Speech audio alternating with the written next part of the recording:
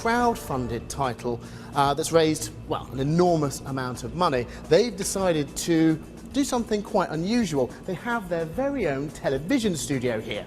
A small team here produce online videos almost daily, filling in the audience on how the game's development's going. Crowdfunding can be a scary thing. Crowdfunding is still a relatively new, frontier, and we're pretty much at the front of it. Everything is geared toward the idea of we're pulling back the curtain. Yeah. And we're letting you get an inside look on everything. Yeah, if you weren't in Frankfurt, Austin, Manchester, or Los Angeles, Montreal is the place to be to meet Star Citizen developers. And it sounds like they had a good event. Jared and I actually got to go in via Skype and answer questions. So thanks for having us, and we hope you all had a good time.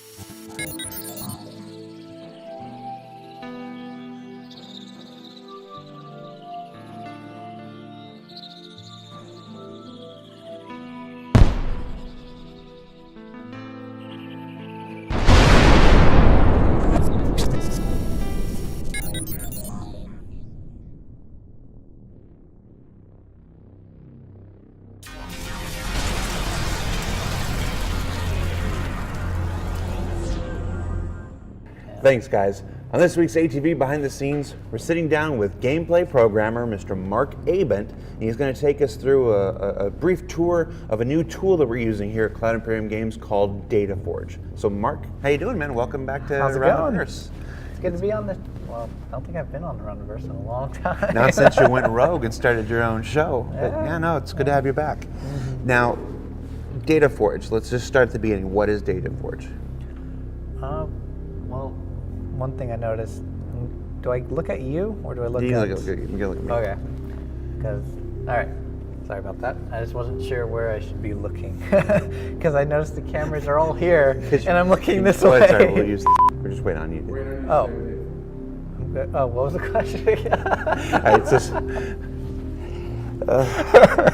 Oh, let's see what he has to deal with all the time. yeah. All right, so start us off at the beginning.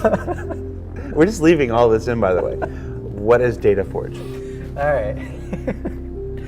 So, DataForge is essentially our answer to solving all of our, I guess you would call it our saved data, or metadata, through XML, through, I don't know, actually it's just XML at the moment.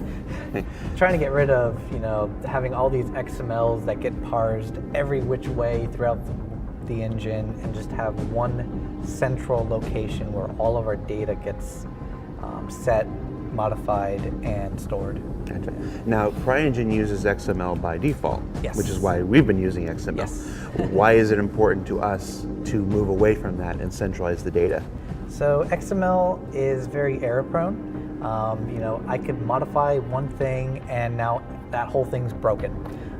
This has happened quite a bit with our ship XMLs where you add an extra comment because I don't like this, but CryEngine's way of parsing comments, you can't have a comment within a comment, and if you do, that XML just breaks.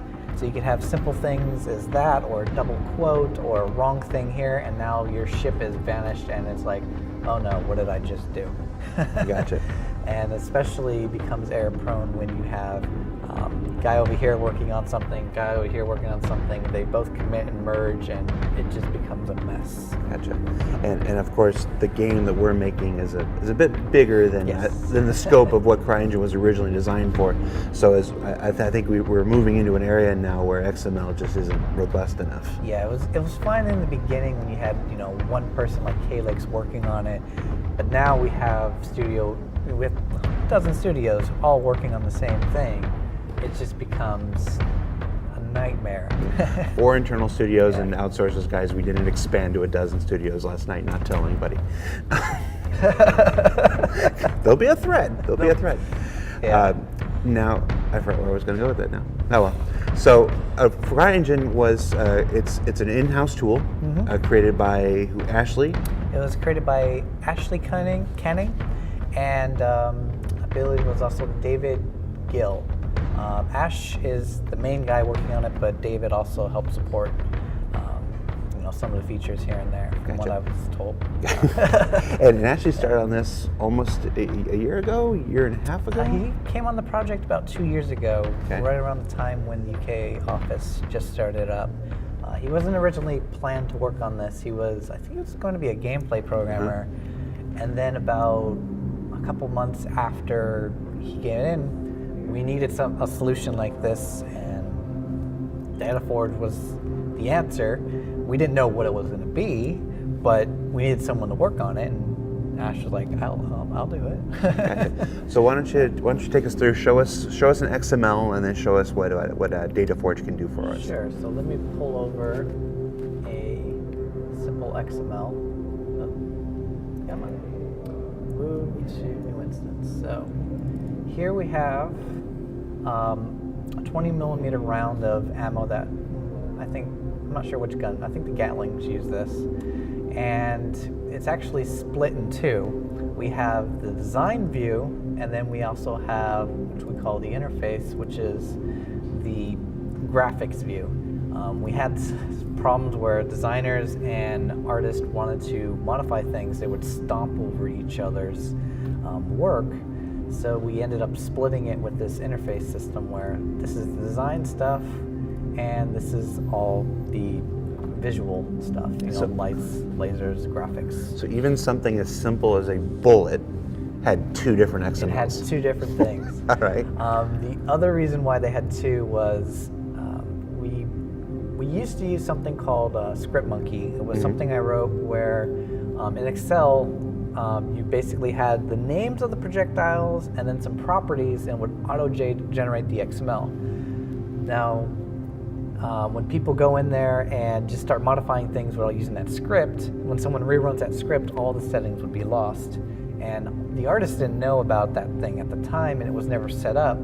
So artists would go in, add some particles, change the light color, and then the designer would rerun the script. It would flush out all the changes and be like, what happened to my changes? It's like, oh no. Artists, man. So we wanted to keep the design being able to use that batch scripting. So, you could go on an XML and change all the design damage and stuff like that. So they wouldn't have to go through every single XML. But we also still wanted artists to change the XMLs because that's the way they wanted to do it. So we came up with this two-way split system. And unfortunately, we now have double the XMLs for the design version and the graphics version. And it still gets broken because people interchange things once in here. And we actually stopped using ScriptMonkey because it just became horrible to maintain one Excel versus XML. Everyone skipped the Excel and went straight to the XML. Till this day, there's some fun conflicts. All right. Now show us what DataForge can do for us then. So with projectiles, I actually moved them over to DataForge. We're no longer using XML. This is the old system. Instead, we're using DataForge.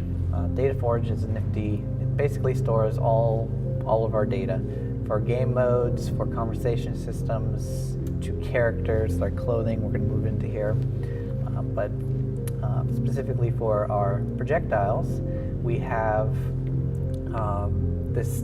We call it kind of like a template. So we create this template, and it has all the properties we want of this particular bullet. So we set it up to be, here's a bullet. We set it up so that it has damage, it has lifetime, it has some sounds, some effects.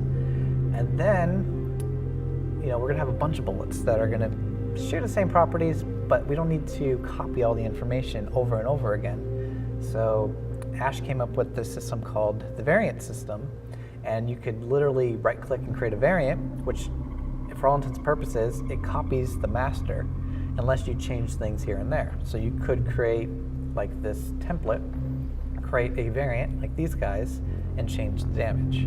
Gotcha.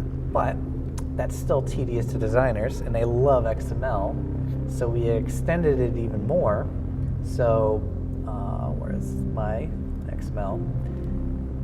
In the spirit of ScriptMonkey, when you could define the variants, and you could define certain properties, and these properties can be imported into each of the templates. So my master template, as you can see, I can define my size, my lifetime, my speed, and these are all variables that are defined in that Excel sheet. So I can literally create new ones or remove them. But the beauty of this too is an artist doesn't necessarily have to use this particular Excel sheet to change the effects.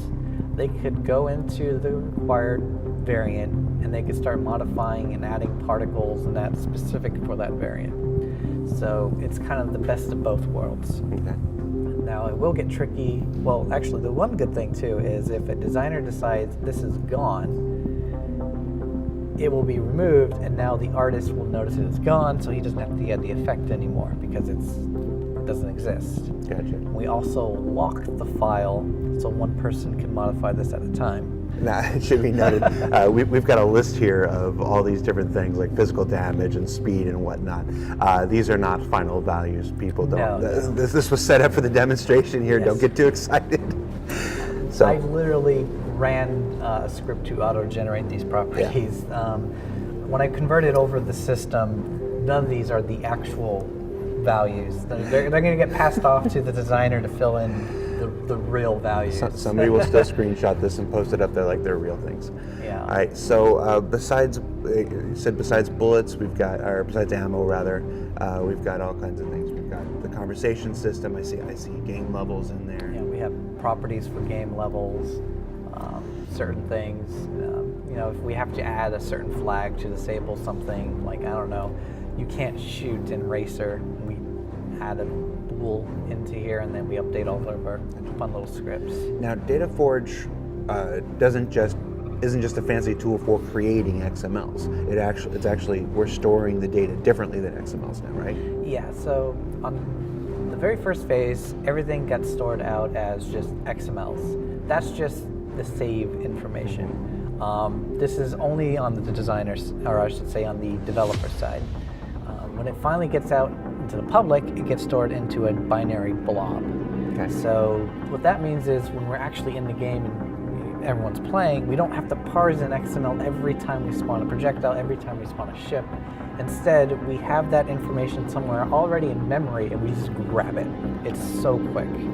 Because I mean, we're talking milliseconds here, but when you're talking about hundreds of thousands of people playing a game and whatnot, milliseconds matter. They matter tremendously. I mean, when we have dozens of people, dozens, good word, I could use that now, right? Dozens. Yeah, dozens. Yes, if all things go right. All things go right. Yeah, if you have dozens of people and they have a Gatling gun that shoots like 900 rounds a minute, you're going to be parsing a bunch of XMLs, which we don't want. Well, if we have this binary blob, all those projectiles go to that one source of information, pull it, and then they're good to go. And so we store those blobs up on a server. Right now, they're all stored on our dedicated servers, but sometime in the future, we could have a centralized server where all the other servers could pull that information. And with DataForge, we actually have the ability to hot load. So we could change our binary blob to some other binary blob, and it would reflect all the changes. When we have that now, and I'll show an example later, but sometime in the future, yeah, we would probably have a central server where all the other servers could pull it from. So we could, balance things on the fly. Is binary blob the official term? It's used everywhere internally, so I think that's what we're calling it. Now, changes made here will parse out into the game, right? Yes. So can we see an example of that? Maybe Sure. Can we alter a projectile Yeah. or something? Oh look, you have a gun. I have a already gun here. already It's like this here. was planned. Oh, gee, I wonder if I hit this button. Look at that, it shoots. Let's say it going a couple times. All right. So I have a little quick gun here that shoots a couple projectiles when I tap the button. And this particular projectile, I'm using the 20 millimeter ammo, and the speed is kind of insane. And what I could do here is add a little decimal point, save the Excel sheet. I can drag DataForge, tell it to refresh, and now it shoots a little bit slower.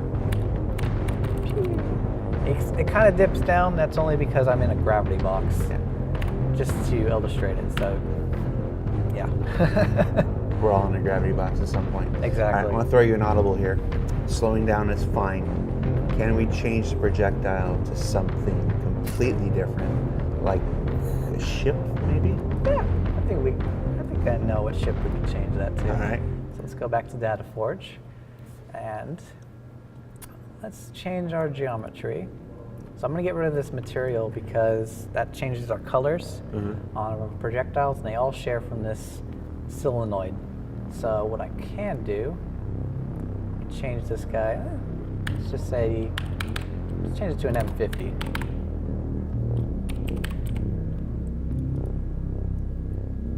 Save that guy out, refresh everything, and now I'm shooting M50s.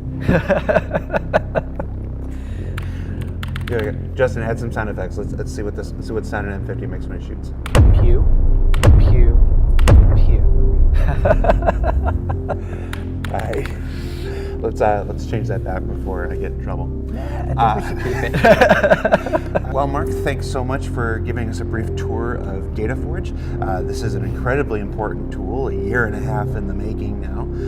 It's gonna store all of our data for ships and weapons and our game levels, and it's exciting to be able to shave off those milliseconds from having to parse stuff and to store everything dedicated on dedicated servers. So thank you so much, man. No problem. Thank you, guys.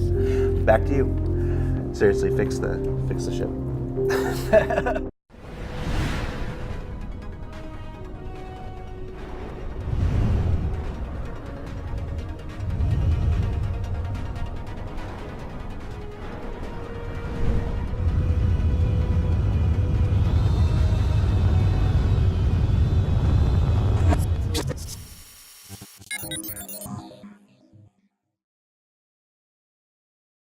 Hey everyone, this is Gurmuk Basin here. So the purpose of the class was to get people comfortable with exploring concepts in 3D. One of the unique things here that I do on Star Citizen is design ships in full 3D concept, and I wanted to share my technique with people who are interested and get people excited about exploration and trying things out in 3D. So the purpose of this course was to do a single-seat fighter ship similar to the Gladius. I wanted it to be for Aegis, since that's one of our more beautiful manufacturers in the game, and I wanted the single-seat fighter because it's a little bit easier to do. The course was 10 weeks long, and most of these students, actually I think all the students, had never done 3D concept before. So this was their first time, even for some of them, first time using 3D, and the first time creating something of their own in 3D. But overall, the purpose of this was to get comfortable with designing a Star Citizen-esque ship in 3D from scratch, and I think everyone who turned in a final product did a really great job. And now it is time for this week's MVP. Bend the envelope, please. MVP award goes to Ghost. Yay! A ghost! For his video, What is Star Citizen? The full explanation. It's pretty much impossible to boil Star Citizen down into 18 minutes, or so I would have thought, but Ghost does a pretty good job. Here's a clip. Chris Roberts started a company called Cloud Imperium Games, and they announced that they were working on a space sim called Star Citizen. They started a Kickstarter for it with the goal to raise $4 million. By the end of 2012, they reached all stretch goals and raised $6.2 million in crowdfunding alone, which broke all crowdfunding records for a single game at the time. Congratulations, Ghost. You are this week's MVP. Raise the roof. And now here's your art sneak peek.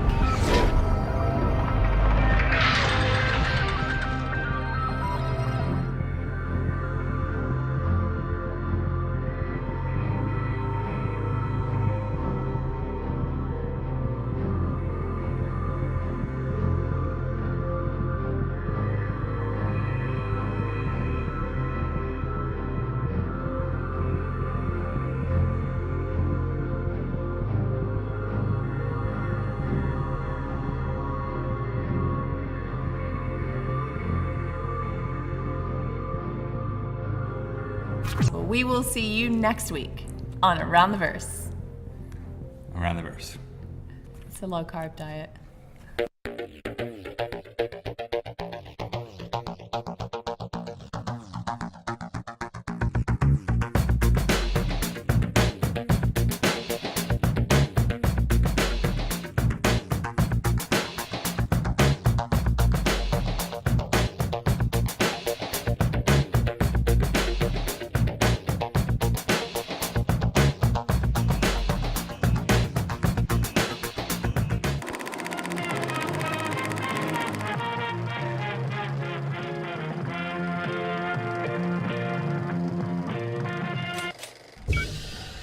There's a DB blinking like crazy on my screen.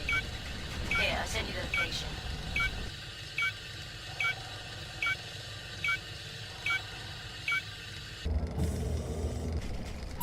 Hi, welcome to the neighborhood. After the merger and the rebuild, there is no public information on the processing plant. Terra Mills has locked down everything. They can't handle the scale. Whatever they put into Benny's does not come from Bremen. I tapped into a few local comm arrays for a few days. All the holes in the system are carrying weight, not just the ones going off. I have all the recordings in a safe place. Their cargo manifests are a mess. I tracked a couple of whole E's to their origin. Wait. You need to leave now.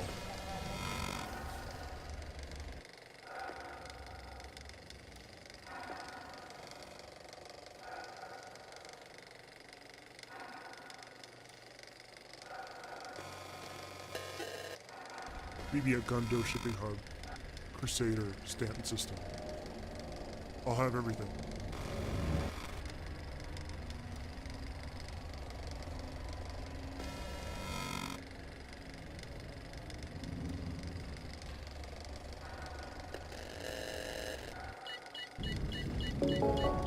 Warning, you are trespassing on Covalex's private property.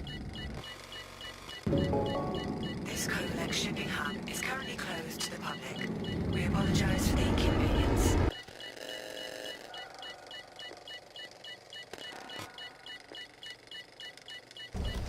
Help! I need help! Please! Anybody hurry! I'm sending you their location.